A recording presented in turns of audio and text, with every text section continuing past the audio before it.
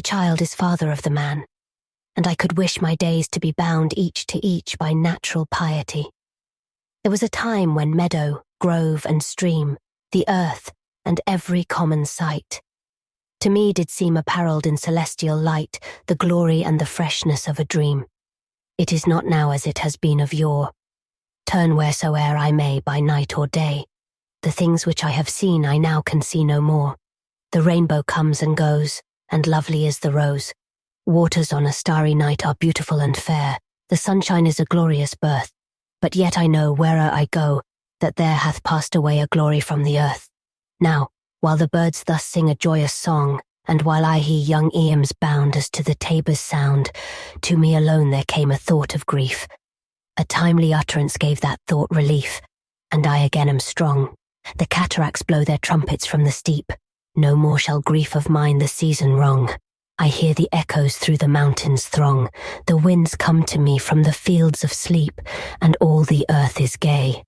Land and sea give themselves up to jollity, and with the heart of May doth every beast keep holiday. Thou child of joy, shout round me, let me hear thy shouts, thou happy shepherd boy. Ye blessed creatures, I have heard the call ye to each all her make. I see the heavens laugh with you in your jubilee. My heart is at your festival, my head hath its coronal. The fullness of your bliss I feel it all. O evil day! If I were sullen, while the earth herself is adorning this sweet May morning, and the babe leaps up on his mother's, I hear with joy I hear. But there's a tree of many one, a single field, which I have looked upon. Both of them speak of something that is gone. The pansy at my feet doth the same tale repeat. Whither is fled the visionary gleam? Where is it now, the glory and the dream? Our birth is but a sleep and a forgetting. The soul that rises with us, our life's star, hath had elsewhere its setting, and cometh from afar. Not in entire forgetfulness, and not in utter nakedness, but trailing clouds of glory do we come from God, who is our home.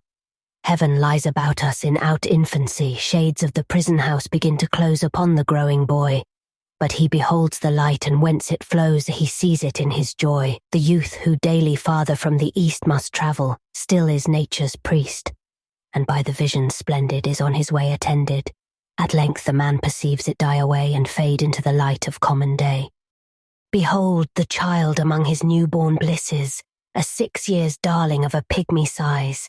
See where mid work of or strife, but it will not be long ere this be thrown aside, and with new joy and pride the little actor cons another part, filling from time to time his humorous stage with all the persons down to palsied age that life brings with her in her equipage, as if his whole vocation were endless imitation. Thou whose exterior semblance doth belie thy soul's immensity, thou best philosopher who yet dost keep thy heritage, thou eye among the blind that deaf and silent readest the eternal deep, haunted for ever by the eternal mind. Mighty prophet, seer blessed, on whom those truths do rest, which we are toiling all our lives to find, thou, over whom thy immortality broods like the day, a master or a slave, a presence which is not to be put by, thou little child, yet glorious in the might of heaven-born freedom, on thy being's height. Why with such earnest pains dost thou provoke the years to bring the inevitable yoke, thus blindly with thy blessedness at strife?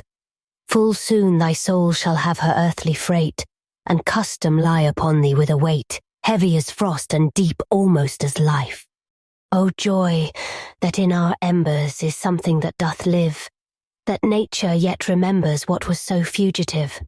The thought of our past years in me doth breed perpetual benedictions, not indeed for that which is most worthy to be blessed, delight and liberty, the simple creed of childhood, whether busy or at rest, with new-fledged hope still fluttering in his breast.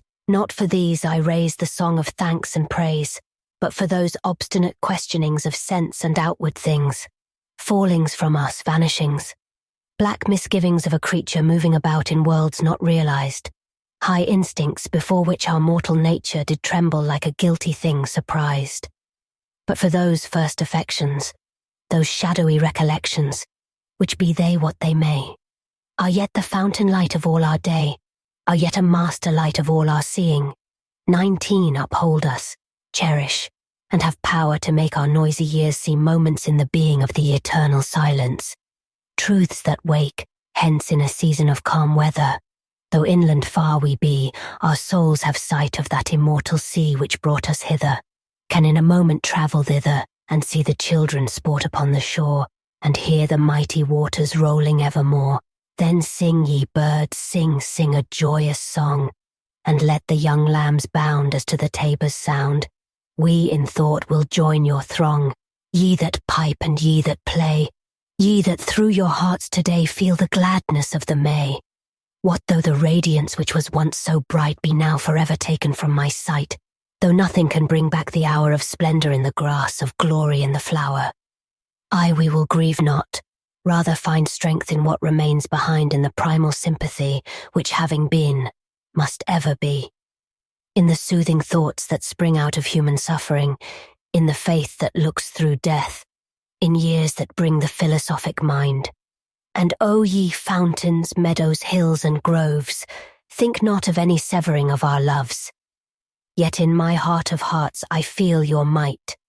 I only have relinquished one delight, to live beneath your more habitual sway. I love ye brooks which down their channels fret, even more than when I tripped lightly as they. The innocent brightness of a newborn day, 'tis lovely yet. The clouds that gay her round the setting sun, that hath kept watch o'er man's mortality. Thanks to its tenderness, its joys and fears. To me the meanest flower that blows can give thoughts that do often heed too deep for tears.